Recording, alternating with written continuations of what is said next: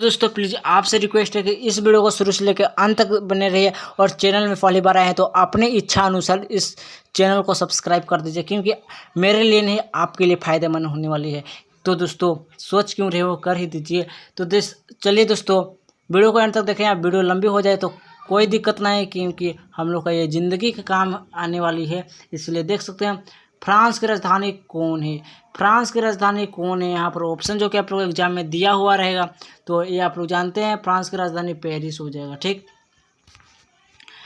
दूसरा नंबर है 1815 ईस्वी में किस युद्ध में फ्रांस की हार हो गई? तो 1815 में किसकी? ऑप्शन नंबर ए हो जाएगा। ठीक, वाटरलू। लेनिन कौन था? तो चार ऑप्शन रहेगा एग्जाम में इसी प्रकार। तो ऑप्शन नंबर ए हो जाएगा, बोल्शेविक पार्टी का नेता हो जाएगा। दोस्तों आप लोग के लिए देख सकते हैं आप दोस्तों, जार किस देश का शासक था? तो जार आप लोग का हो जाएगा रूस देश का शासक था। ठीक। खूनी रविवार के नाम से किस दिन से जाना जाता है? तो दोस्तों आप लोग को आश्चर्यचकित पढ़ाने वाला क्वेश्चन भी रहेगा। तो दोस्तों देख सकते हैं 1 जनवरी 1905, 9 जनवरी 1905, एकदम लास्ट में 1905 ही है, लेकिन कब है उसका डेट भी याद रखना बहुत ज़रूरी है, क्योंकि एग्जाम में आ ही जाएगा। तो सोच क्यों रहे हो? इसका आंसर हो जाएगा 20 जनवरी 1915। कर्क रेखा किस राज्य से नहीं गुजरती है? उड़ीसा हो जाएगा। ठीक। और यदि उड़ीसा हो जाएगा, कर्क रेखा उड़ीसा राज्य से नहीं गुजरती है। ठीक। और दोस्तों आप लोग का मन में डाउट होगा, कर्क रेखा किस राज्य से नहीं गुजरती है बोलेगा, तो एक ट्रिक होता है, मित्र पर गमछा जा। मित्र मैं थोड़ा सा बता देता हूँ। मित्र से क्या हो जाएगा? मिजोरम। त्रा से क्या हो जाएगा? त्रिपुरा। मित्र पर प से पंजाब, र से राजस्थान। मित्र पर गमछा, ठीक इसी प्रकार से गमछा। ठीक। छ से छत्तीसगढ़, म से मिजोरम, तो मैंने आप लोगों को बोल दिया है।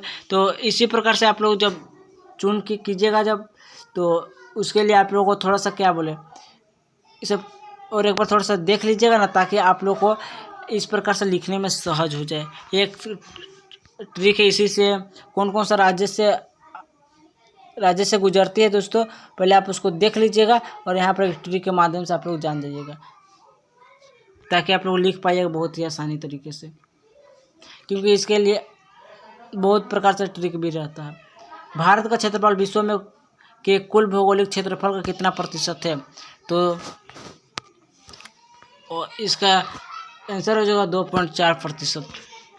संसार का सबसे ऊंचा शिखर कौन है? तो दोस्तों संसार का सबसे ऊंचा शिखर माउंट एवरेस्ट है, जिसकी ऊंचाई आप लोग को 8,848 किलोमीटर 8,800 मीटर हो जाएगा। ठीक। हिमालय भारत के किस भाग में स्थित है? तो हिमालय भारत के आप लोग जानते होंगे उत्तर में स्थित है। ठीक। पूर्वांचल श्रृंखला का भाग नहीं है, तो पूर्वांचल तो शिवालिक पर्वत हो जाएगा। वह कौन सा देश है जहां महिलाएं सन 2015 तक मताधिकार से वंचित थी?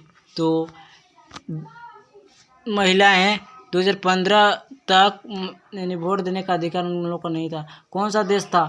सऊदी अरब। निम्नांकित में कौन सा देश गैर लोकतांत्रिक देश है? तो गैर लोकतांत्रिक देश हो जाएगा पाकिस्तान हो जाएगा। और दोस्तों आप लोग के लिए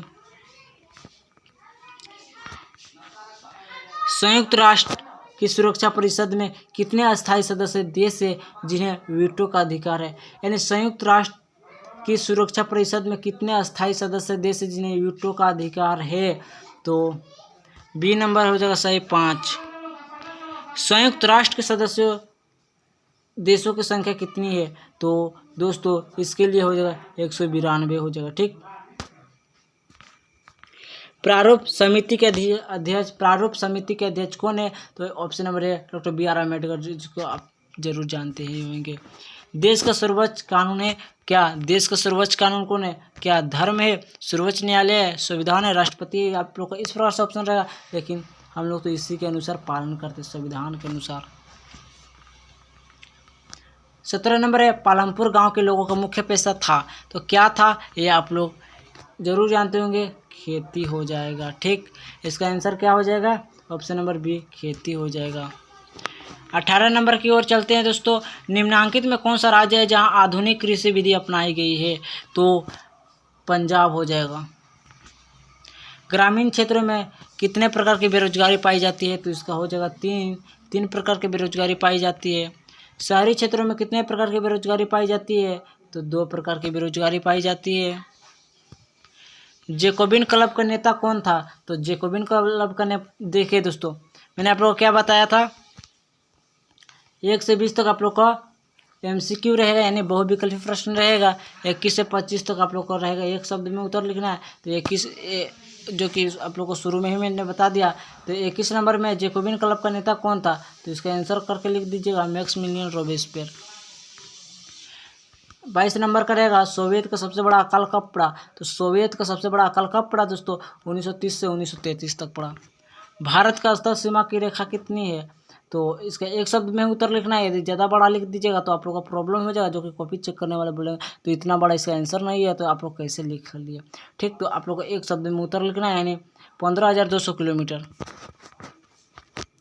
कोई एक लोकतांत्रिक कार्य लिखिए। एक शब्द में उत्तर लिखना है, इसीलिए कोई एक लोकतांत्रिक कार्य को लिखना है। स्वतंत्र न्यायपालिका हो जाएगा।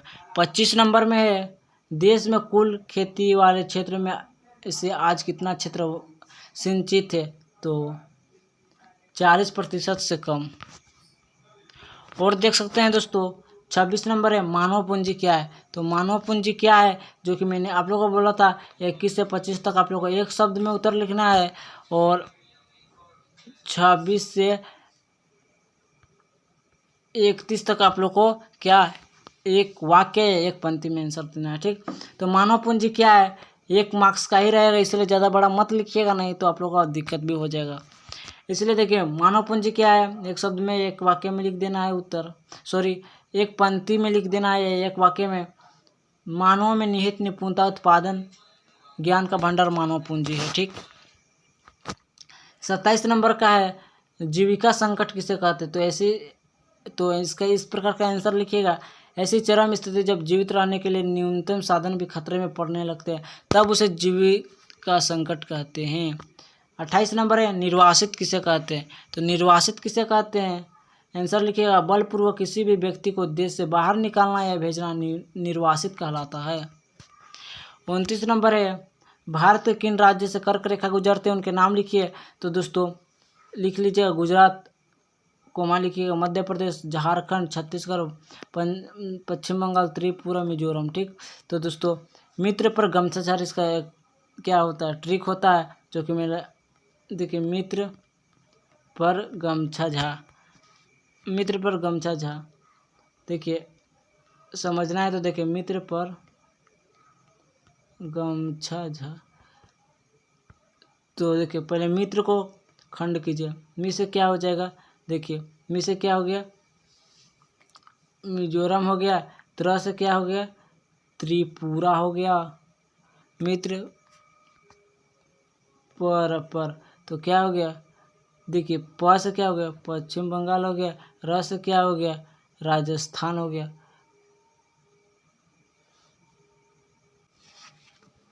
तो पर में देखिए र का मान्य तो नहीं रह गया, मित्र पर ग, तो ग से क्या होगा गुजरात, म से देखिए मध्य प्रदेश, मित्र पर गम अच्छा से छत्तीसगढ़ हो गया। ठीक, यहाँ पर सभी का तो आप लोगों को समझ में आ ही गया होगा। अब देखिए आप लोगों को 30 नंबर में है लोकतंत्र क्या है, लोकतंत्र क्या है, तो देखिए लोकतंत्र का इसका आंसर भी आप लोग लिख सकते हैं, देखिए यहाँ से आप लोग लिख सकते हैं, मैंने इसका आंसर भी यहीं पर लगाया। लोकतंत्र साधन का वह ऐसा ग्रुप है या एक ऐसा साधन है जिसमें शासकों का चुनाव जनता करती है। ठीक, अब देखिए लघु उत्तरीय प्रश्न जो कि आप लोग को 2.5 मार्क्स का रहेगा। कितना मार्क्स का रहेगा, 2.5 मार्क्स का रहेगा, जिसमें से आप लोग का 2 आंसर लिखना है, टोटल हो गया 5 मार्क्स का हो गया। और इसमें से आप लोग को 3 प्रश्न रहेगा, मैंने आप लोग को पहले ही बता दिया। रूसो का परिचय दे, उसकी फ्रांस की क्रांति में क्या भूमिका थी। 31 नंबर का, तो उसको आंसर लिखिएगा रूसो एक महान विचारक था जिसका प्रभाव फ्रांस की जनता पर अन्य लेखकों तथा विचारकों की तुलना में सबसे अधिक पड़ा। पुरुष देखिए पुस्तक सामाजिक समझौता द्वारा रूस की पुस्तक, यहाँ पर रूस हो जाता, रूस की पुस्तक सामाजिक समझौता द्वारा लोगों की क्रांति की प्रेरित करने वाला विचार मिलने, उसने लोगों के सामने एक ऐसे समाज की स्थापना का विचार रखा जिसमें उन्हें स्वतंत्रता का, समानता के, न्याय की प्राप्ति की। ठीक, अब चलिए दोस्तों 32 नंबर की ओर चलते हैं। कन्याकुमारी और कश्मीर में दिन रात की अवधि में अंतर क्यों? इम्पोर्टेंट है।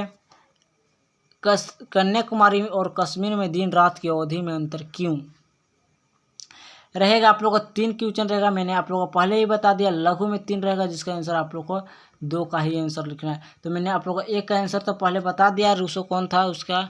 और देखिए इसका आप लोग को मैंने छोड़ दिया और 33 नंबर की ओर मैंने आंसर कर दिया। हमारे संविधान को देश का मूलभूत कानून क्यों कहा गया जाता है?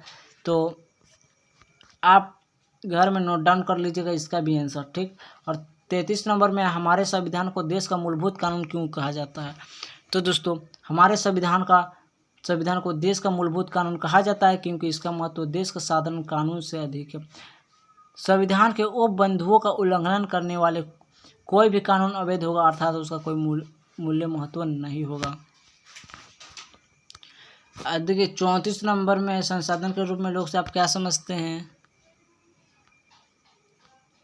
तो इसके लिए मैं एक एक्स्ट्रा क्वेश्चन यहाँ पर टाइप कर दिया हूँ ताकि आप लोगों को समझ में आ जाए। आप देखिए दीर्घ उत्तरीय प्रश्न, इसका भी आंसर आप लोग ढूंढ लीजिएगा। दीर्घ उत्तरीय प्रश्न में क्या है?